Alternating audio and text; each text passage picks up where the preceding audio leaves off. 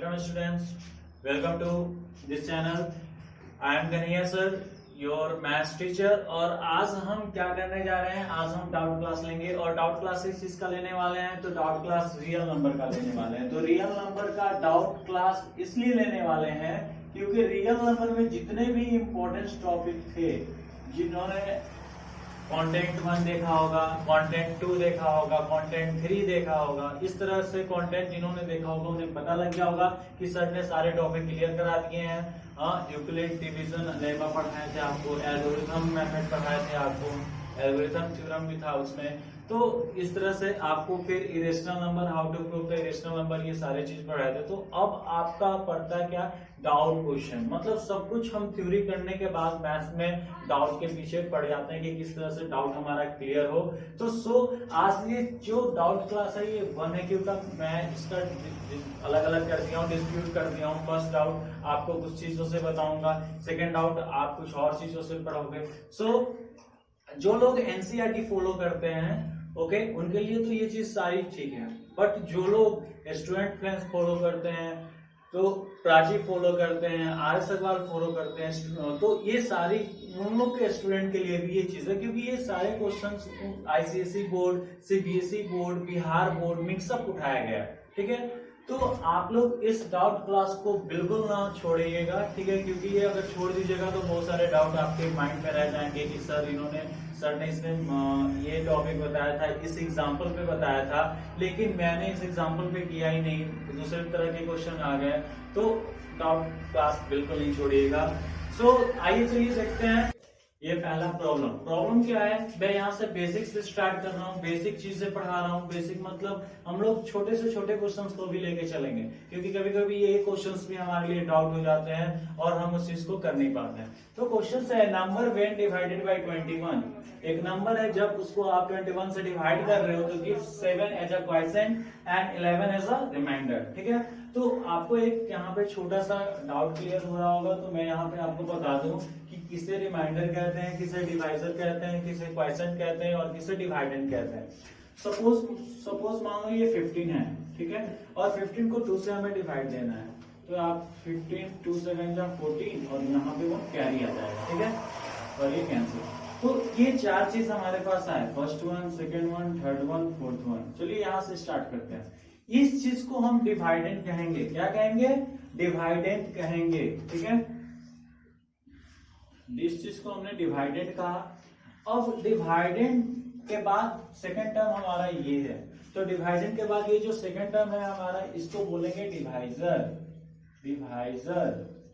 ठीक है, अब ये टर्म ले लेते हैं, इसको क्या बोलेंगे? तो एक हो गया डिवाइडेंट, एक हो गया डिवाइजर, ये हो जाएगा हमारा क्वोटिएंट। अब इस चीज को क्या बोलेंगे? इस चीज को रिमाइंडर बोलते हैं। क्या बोलते हैं? रिमाइंडर बोलते हैं। तो जो बच्चे बेसिक भी नहीं जानते होंगे या पहले नहीं पढ़े होंगे, तो वो चीज भी यहाँ पे जान लेंगे कि इन चीज को क्या कहते हैं। इसको किस तरह से अरेंज किया गया है वो भी चलिए आपको बता देते हैं। तो अरेंज किया गया है इस तरीके से, dividend equal to divisor into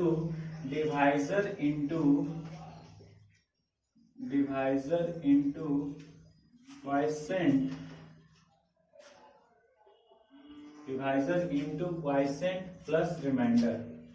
Here capital R equal to remainder, suppose मान लो आप, तो यहाँ पे रिमाइंडर हो गया। ठीक है, तो इस तरीके से हम इस चीज को लेके चलेंगे ताकि ये हमारा क्वेश्चन सॉल्व हो, इसको हम अच्छी तरीके से समझ ले।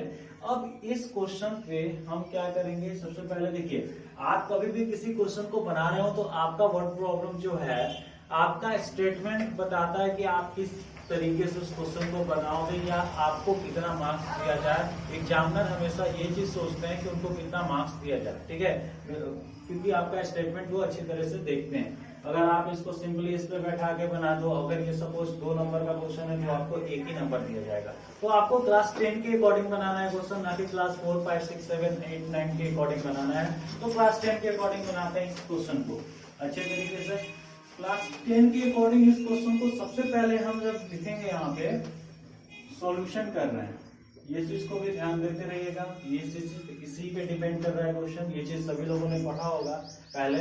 तो सबसे पहले हम यहाँ पे लिखते हैं कि पाई यूक्लिड, हम लोग ने पढ़ा था इसमें यूक्लिड डिवीजन। ओके, तो यूक्लिड डिवीजन में हमने क्या पढ़ा था, याद रखो, याद कियो आप लोग। यूक्लिड डिवीजन में हमने क्या यहाँ पे पढ़ाया था आपको, यूक्लिड डिवीजन एल्गोरिथम था ना।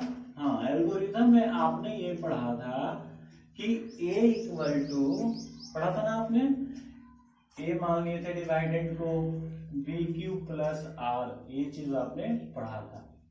ये चीज हम फाइंड भी कर रहे थे, इस पे हमने क्वेश्चन भी बनाए थे, याद होगा आपको। इससे पहले वाली वीडियो देखिए, अगर नहीं देखे हैं, नहीं याद है तो इससे पहले वाली वीडियो देखिए, उसका रिवीजन कर लीजिए। इससे पहले हमने कंटेंट दे चुके हैं, तो ये पढ़ा था हमने।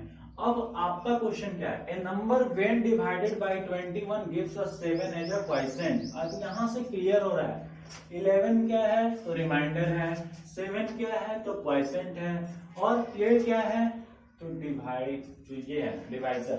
तो ये चीज हमारा यहाँ से सब कुछ क्लियर हो रहा है कि किसी नंबर को, आप ध्यान से लिखिए, इसको आप हटा दें, इसको पहन लीजिए, किसी नंबर को 21 को 7 को मल्टीप्लाई करके, रिमाइंडर इतना है तो आप रिमाइंडर को इतना कर ही सकते हो, जोड़ देते हैं तो 21 7 जा 147 प्लस 11 यानी कि 158। तो 158 आ रहा है, मतलब हमारा वो नंबर फाइंड हो गया, जो ऑप्शन नंबर था वो हमारा फाइंड हो गया। तो क्लियरली यहाँ से एक चीज हम पता लग गया, क्लियरली यहाँ से क्या पता लग गया कि 158 इक्वल टू 21 इंटू 7 प्लस 11, ये दोनों आपस में क्या है, बराबर है।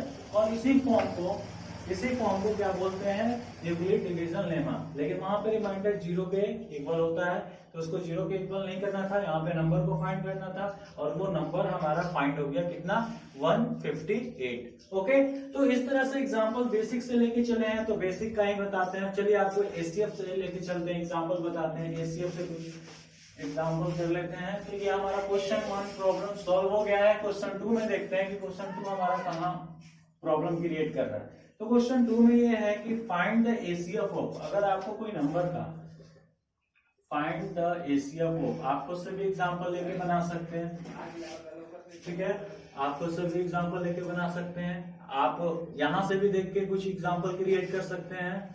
तो आइए देखते हैं ये एग्जांपल बहुत ही आसान है, देखने से लग रहा है, और इस चीज को हम बनाने वाले हैं। तो सबसे पहले दो नंबर है हमारा 135 और 225। तो इस तरह से आपको पता है कि एक नंबर छोटा होता है, एक नंबर बड़ा होता है। शुरू से हम लोग ने एसएफ बना चुके हैं, बहुत 5 क्लास से एसएफ पढ़ चुके हैं, लेकिन हमें 10 क्लास के अकॉर्डिंग बनाना है। और 10 क्लास के अकॉर्डिंग बनाने के लिए सबसे आपको बता दें कि सबसे इंपॉर्टेंट क्या है, आपका लैंग्वेज। यानी कि आपका लैंग्वेज सही होगा तो बहुत अच्छा आपका मार्क्स मिलेगा, लैंग्वेज नहीं होगा तो बिल्कुल लो मार्क्स मिलेगा। तो यहाँ पे सबसे पहले क्या करेंगे, लेटेस्ट अप्लाई लिख देंगे यहाँ पे, लेटेस्ट अप्लाई। क्या हमने अप्लाई किया है, तो यूक्लिड एल्गोरिथम अप्लाई करने जा रहे हैं यहाँ पे।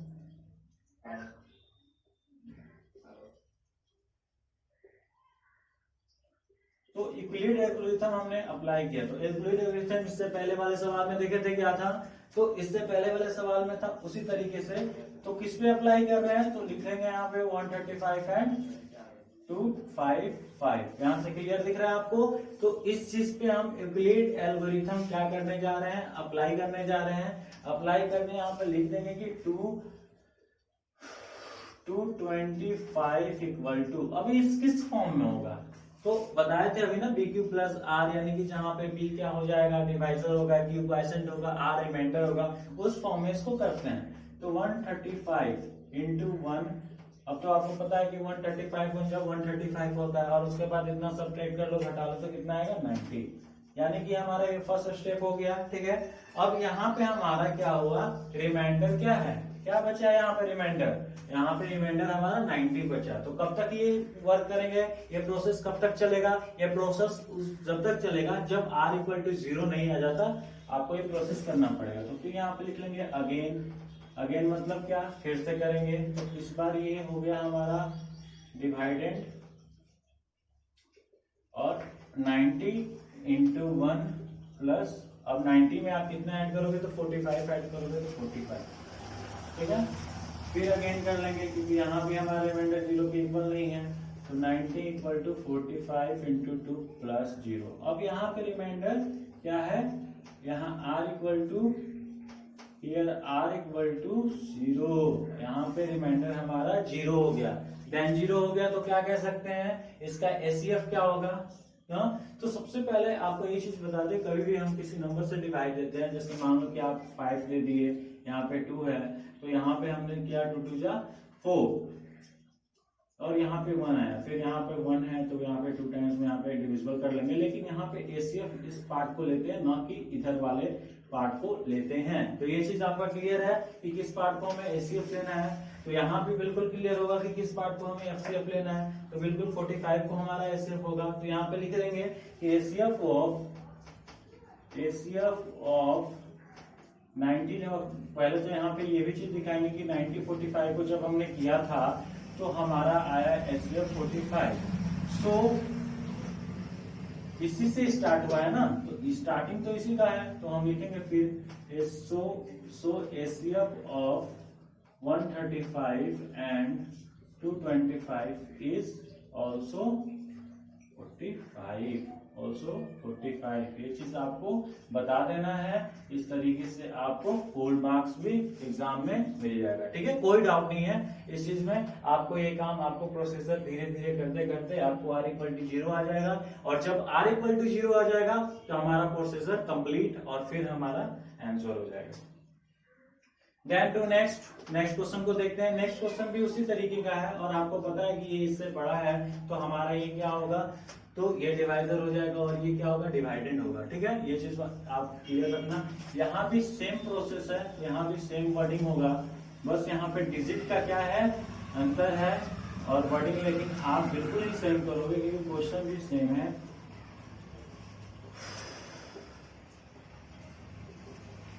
चलिए, तो यहाँ पे क्या कर लिए, let us apply the Euclid algorithm to, किस नंबर पे कर रहे हैं आप अप्लाई, तो आप इस नंबर पे कर रहे हैं अप्लाई, ठीक है।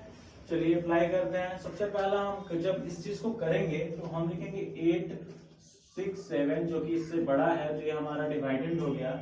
अब चलिए 255 को कितने टाइम्स में मल्टीप्लाई करेंगे जो इससे छोटा आएगा या इक्वल आएगा, तो इक्वल तो आने लायक नहीं है, तो छोटा आएगा तो 3 से मल्टीप्लाई करेंगे, और कितना ऐड करेंगे जो इसके बराबर आएगा, तो इसमें से उतना घटाएंगे, जब 3 से मल्टीप्लाई करेंगे तो उतना घटाएंगे, तो 102, यानी कि 102 के बराबर। अब ये चीज पूरा इक्वल हो गया, लेकिन यहाँ पे रिमाइंडर क्या है, 0 नहीं है। जब 0 रिमाइंडर नहीं है तो आपको फिर से एक अगेन प्रोसेस करना है, ध्यान देंगे इस बात को। फिर से हम अगेन प्रोसेस कर रहे हैं इसी चीज को, फिर से अगेन में देख लेंगे कि क्या है। तो फिर हमारा ये हो गया डिवाइडेड, ये हो गया डिवाइडेड, ये हो जाएगा हमारा डिवाइजर।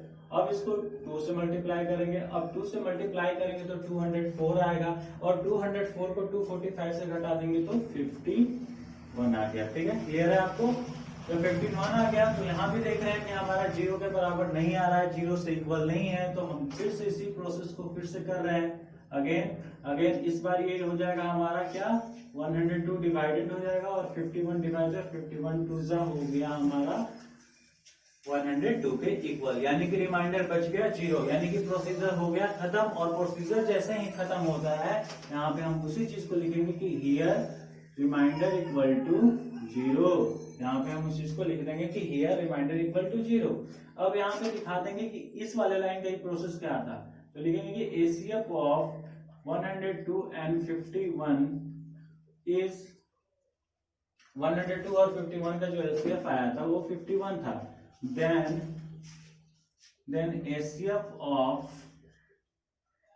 क्या है क्वेश्चन के अकॉर्डिंग 867, यानी 867 एंड 255 का भी जो एसीएफ होगा, then HCF of 867 and 255 is also 51। यहाँ पे हम काफी चीजें सीखे, सिर्फ एल्गोरिथम नियम से अंकों का क्या निकालना सीखे, डिजिट का क्या निकालना सीखे, एचसीएफ निकालना सीखे।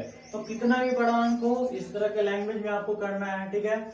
जब इस तरह के लैंग्वेज में आप करोगे तो इससे आपको एक इंपॉर्टेंट चीज मैंने पहले भी कहा था कि एग्जाम में आपको full out of full marks मिलने वाले हैं, लेकिन लैंग्वेज आपका बिल्कुल सही रहा तब। तो लैंग्वेज को फॉलो करो, आप लैंग्वेज को इंप्लीमेंट करो अपने अंदर, हैबिट्स लाओ कि किस तरह का लैंग्वेज आप बनाना चाह रहे हो। अपने तरीके का लैंग्वेज होता है, ठीक है, अपने तरीके का लैंग्वेज होगा तो आप आसानी से उस चीज को एग्जाम में भी कर सकते हो। बुक्स का लैंग्वेज आपको ज्यादा रिपीट नहीं करना है, ज्यादा रटना नहीं है, अपने तरीके का लैंग्वेज यूज करो, ठीक है। तो चलिए देखते हैं थर्ड एग्जाम्पल। इसका थर्ड एग्जाम्पल क्या है हमारे यहाँ। तो तीसरा एग्जाम्पल हमारा ये है, so that the every positive even integer. आपको सिर्फ इस चीज पे ध्यान ज्यादा रखना है।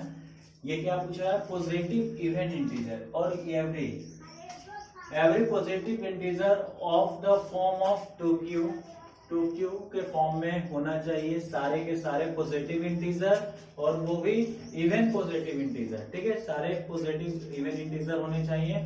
और जो पॉजिटिव ऑड इंटीजर हैं सारे, एवरी पॉजिटिव ऑड इंटीजर किस फॉर्म में होने चाहिए, तो 2q+1 के फॉर्म में होने चाहिए।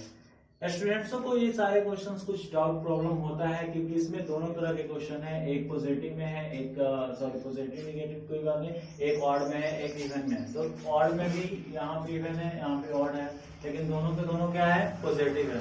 तो इस तरह का डाउट बार बार होते रहता है कि सर एक ही क्वेश्चन में दिया हुआ है, थोड़ा सा हार्ड, थोड़ा सा डिफिकल्ट। बिल्कुल डिफिकल्ट नहीं है, आपको हम कराते हैं बहुत आसान तरीकों से। आप देखो यहाँ पे, तो जब इसका हमने सॉल्यूशन करेंगे ऐसे इस तरीके से, तो लैंग्वेज मैंने बता दिया था, लैंग्वेज का बहुत ही इंपॉर्टेंट है, तो लैंग्वेज के अकॉर्डिंग ही करेंगे इसको। लैंग्वेज को लेकर करेंगे तो सबसे पहले लेट द, मान लेंगे, सबसे पहले मानेंगे लेट द पॉजिटिव इंटीजर, एक पॉजिटिव इंटीजर ले लेंगे, ठीक है। आप भी सपोज कर लेते हो पॉजिटिव इंटीजर, यानी कि कोई वेरिएबल ले लेंगे, पॉजिटिव इंटीजर कोई वेरिएबल ले लेंगे, तो यहाँ पे हम पॉजिटिव इंटीजर वेरिएबल ले लिए, ठीक है। और वेरिएबल लेने के बाद सबसे पहले क्या करेंगे, वेरिएबल लेने के बाद जब मान लेंगे कि a is a डिवाइडेंट, when a is डिवाइडेंट, अगर मान लें कि a डिवाइडेंट है, ठीक है, तो 8 divided by 2 it means 2 is even number, और यहाँ पे इवन इंटीजर की बात हो रही है, तो अगर 8 2 से डिवाइड होता है, ठीक है, तो अगर होता है तो लेट द क्वोशिएंट, तो let the quotient be q and BQ and देख लेंगे इस तरीके से, let the quotient BQ and the remainder भी, एंड द रिमाइंडर भी R। यहाँ पे अगर क्वोशिएंट Q को ले लेते हैं तो रिमाइंडर को भी आपको R को लेके चलना होगा, ठीक है। तो इस चीज को हम देखेंगे पॉजिटिव के माध्यम से, ये पॉजिटिव इवन इंटीजर के माध्यम से देखने जा रहे हैं इस क्वेश्चन को, कि जब a को डिवाइड कर रहे हैं 2 से, तो वहां पे क्वोशिएंट को b मान रहे हैं और रिमाइंडर को r मान रहे हैं। तो ये हमारा कंप्लीट है ये सेंटेंस। तो दूसरे सेंटेंस में क्या करना है, दूसरे सेंटेंस में हम अब लगाने जा रहे हैं कौन सा मेथड, जो कि आप इस सब्जेक्ट में पढ़ चुके हैं, यूक्लिड डिवीजन मेथड। यूक्लिड लगाने जा रहे हैं, आपको यूक्लिड एल्गोरिथम लगाएंगे। यूक्लिड एल्गोरिथम में आपने एक चीज पढ़ा था, आपको रिमेम्बर होगा ये चीज कि आपने पढ़ा था कि जब हमारे पास इस तरह का टर्म आता है तो आपको करना क्या होता है, ठीक है, आप करोगे इस तरीके से a = 2q + r। यहाँ पे हम 2q क्यों लिए, क्योंकि हम यहाँ पे दिखा रहे हैं कि डिवाइडेड बाई 2 से डिवाइड कर रहे हैं, इसकी वजह से हमारा 2q ले लिए, ठीक है। और यहाँ पे हमारा कंडीशन क्या बनता है, यहाँ पे हमारा कंडीशन बनता है कि r इज आइदर इक्वल और लार्जर देन 0, ठीक है। इस चीज को हम ऐसे पढ़ेंगे, r इज अगर बराबर भी है तो इससे बड़ा भी है, ठीक है, इसका मतलब ये हो गया। और दूसरा कंडीशन बनेगा कि ये 2 से हमेशा क्या होगा, छोटा होगा, ठीक है, रिमाइंडर हमेशा डिवाइजर से छोटा होता है। इस चीज को समझ गया। तो इस चीज पे हम एक चीज बता सकते हैं। दूसरी चीज, अगर r को आप पुट करना चाहते हो, r को हमने 0 पुट किया, सपोज मान लो कि हियर r = 0, r को 0 पुट करोगे तो क्या मिलेगा, 2q और यहाँ पे 0 मिल जाएगा, तो इसको हम यहाँ पे लिख सकते हैं 2q मिल गया। ठीक है, अगर आपको r को 1 करना पड़ेगा, a इक्वल टू आ जाएगा। अगर r इक्वल टू 1 ले लेते हैं तो 2q प्लस 1 हो जाएगा। ठीक है, तो r इक्वल टू 1 लेंगे तो 2q प्लस 1 हो जाएगा। तो ये चीजें हमारी यहाँ पे मिल रही है। यहाँ पे r का वैल्यू 0 लेंगे तो 2q क्या हो जाएगा, r का वैल्यू 1 लेंगे तो a आ जाएगा। ठीक है, और when a इक्वल टू, और जब when a equal to 2q, जब a का वैल्यू हम 2q लेंगे तब क्या होगा, जब a का वैल्यू 2q लेंगे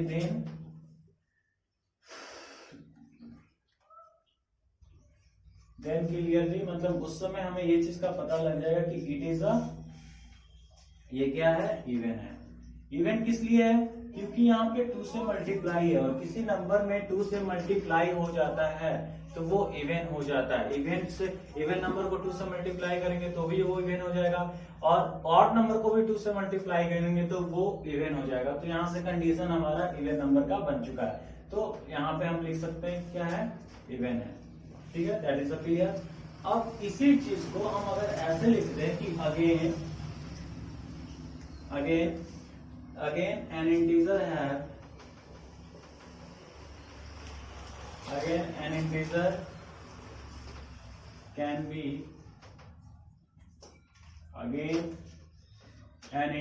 can be, इस चीज को हम इस तरह लिख रहे हैं कि integer can be either even और ऑड, अगर सपोज कर लो कि कोई भी इंटीजर है, वो दोनों में से कोई एक ही होता है। 1 इंटीजर है, 1 क्या है, ऑड नंबर है। अगर सपोज मान लो कि 2 इंटीजर है, 2 क्या है, इवन नंबर है। तो मतलब इवन और ऑड दोनों में से कोई एक ही हो सकता है। देन यहां से हमें इसका पता लग गया। हेंस क्या कर सकते हैं, हेंस एन ऑड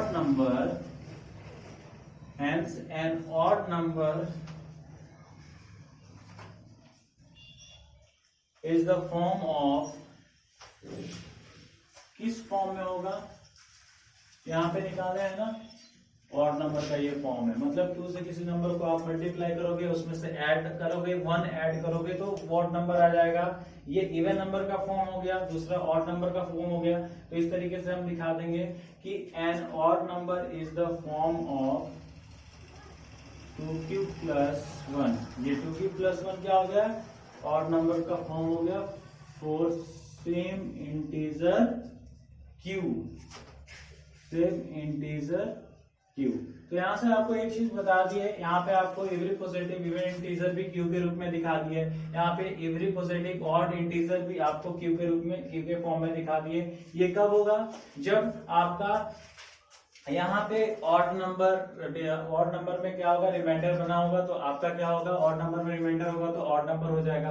अगर यहाँ पे इवन नंबर में रिमाइंडर बाकी होगा, बचा होगा, तो क्या होगा, हमारा इवन नंबर हो जाएगा। तो इस तरीके के क्वेश्चन को हम ऐसे करेंगे। और सो एवरीवन, प्रॉब्लम नंबर 4 देखेंगे। इससे पहले मैं एक बात आपको और बता दूं कि 1 2 3 जो प्रॉब्लम बताए, जो बेसिक चीज से बताएं, वो बेसिक चीज आप अपनाएं, क्योंकि आप जब तक से बेसिक क्लियर नहीं कीजिएगा तो आपका हार्ड जो क्वेश्चंस होंगे वो नहीं हो पाएंगे।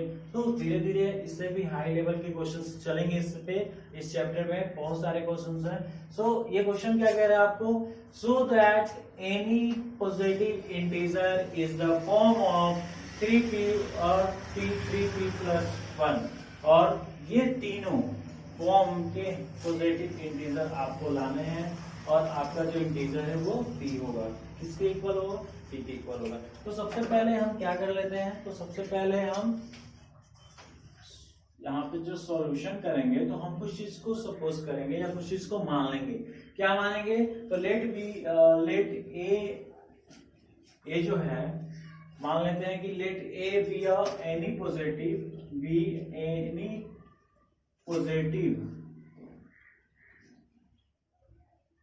इंटीजर। मान लो कि ये इंटीजर है, ए एक क्या है, एक इंटीजर है, और बी इक्वल टू क्या होगा, जब ए इंटीजर है, आपने जो खुद से माना है, और बी इक्वल टू क्या होगा, तो आप फॉर्म को देखोगे इसमें कि फॉर्म में p से मल्टीप्लाई क्या हुआ है, यानी कि पी क्यू प्लस आर के फॉर्म में यही दिया हुआ है आपका, पी क्यू प्लस आर के फॉर्म में तीनों दिया हुआ है। यहाँ 0 ऐड करेंगे तो ये आ गया, यहाँ 1 ऐड करेंगे तो ये आ गया, 1 2 ऐड करेंगे तो यहाँ पे बी का फॉर्म क्या हो गया, तो लिखेंगे एंड बी इक्वल टू 3 या बी इज 3। तो ये चीज आपको क्लियर दिख रहा है। अब हम क्या करने वाले हैं, देन बाय यूक्लिड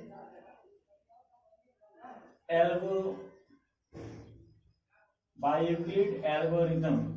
अब एल्गोरिथम, बाय यूक्लिड एल्गोरिथम क्या है, बाय यूक्लिड एल्गोरिथम से हम क्या सीखे हैं, अभी तक हमने क्या किया इससे, तो अभी तक हमने इससे निकाला है कि ये फॉर्म में है या नहीं है, उस चीज को हमने शो किया है रिमाइंडर को सपोज करके। तो रिमाइंडर को सपोज करके हमने शो किया है, तो यहाँ से देख लेते हैं। देन बाय एल्गोरिथम जो मेथड है हमारा क्या था, इसके मुताबिक क्या आएगा भी, तो a इक्वल टू क्या आ जाएगा, this is not a 9, this is a equal to 3, आपने v को जो माना है वो पहले लिख देंगे, और 3q प्लस आर, या यहाँ पे q की जगह पे p ले लिए हैं तो यहाँ पे ले लेंगे 3p प्लस आर। ओके, यहां तक आपका क्लियर हो गया। तो इस फॉर्म में है हमारा। अब यहाँ से हमें क्या करना है, यहाँ से प्रोसेस बहुत इजी हो जाता है, सिर्फ रिमाइंडर को सपोज करना है और हमारा जो प्रूफ करना है प्रूफिंग कंप्लीट हो जाता है। तो रिमाइंडर को सपोज कर लेते हैं। चलिए, इसका कंडीशन क्या बताया था इससे पहले, जो रिमाइंडर होता है या तो उससे बड़ा होगा, किससे बड़ा होगा, 0 से बड़ा होगा, और नहीं तो उसके बराबर होगा, ठीक है, और किससे छोटा होगा ये भी चीज बताए थे। तो यहाँ पे 3 है तो 3 से छोटा होगा, ये चीज बता दिए।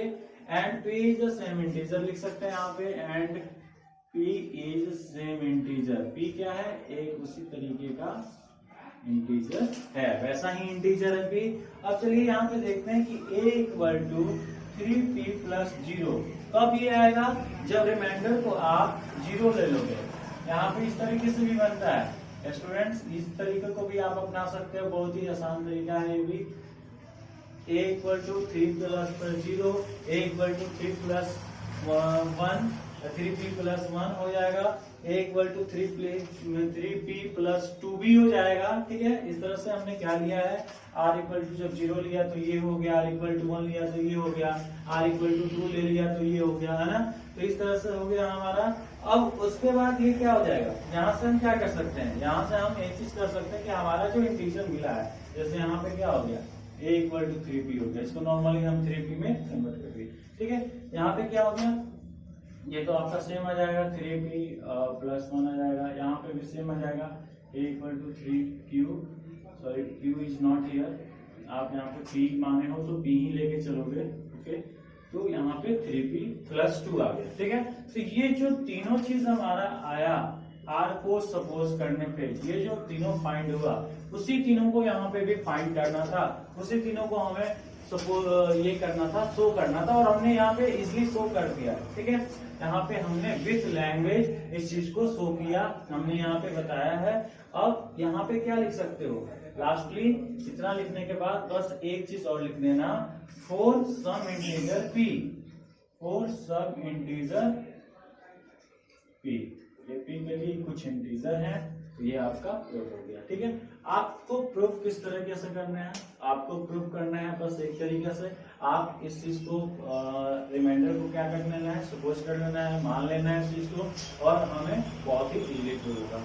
तो चलिए यहाँ पे आपको बता दें कि आपका जो ये डाउट क्लास है जिसमें हम 4 क्वेश्चन करवाएं इस तरीके का, तो 4 क्वेश्चन क्लियर हो गया है, ठीक है। इसी से इंक्लूडिंग जो क्वेश्चन होगा आपके रियल नंबर में, आपका कल का क्लास या 2 दिन 1 दिन लगेंगे, हमें एक और डाउट क्लास बनाएंगे जिसमें डाउट 2 में आप इरेशनल को भी पढ़ेगा कि how to prove the irrational number, और साथ ही में इससे भी 1-2 क्वेश्चन जुड़ा हुआ देखेंगे जो आपको हार्ड लगता है। हो सकता है कि इस तरीके के क्वेश्चन को देख ले, इसके पावर वाले क्वेश्चन को देख लें, तो उस तरीके को क्वेश्चन को देखेंगे। आई होप कि ये वीडियो आपको पसंद आया होगा, तो इसे लाइक करें, सब्सक्राइब करें और बेल आइकन जरूर दबाएं, ताकि जितने भी वीडियोस हम बनाएंगे तो आपके नोटिफिकेशन पे आ जाएगा। So thank you, have a nice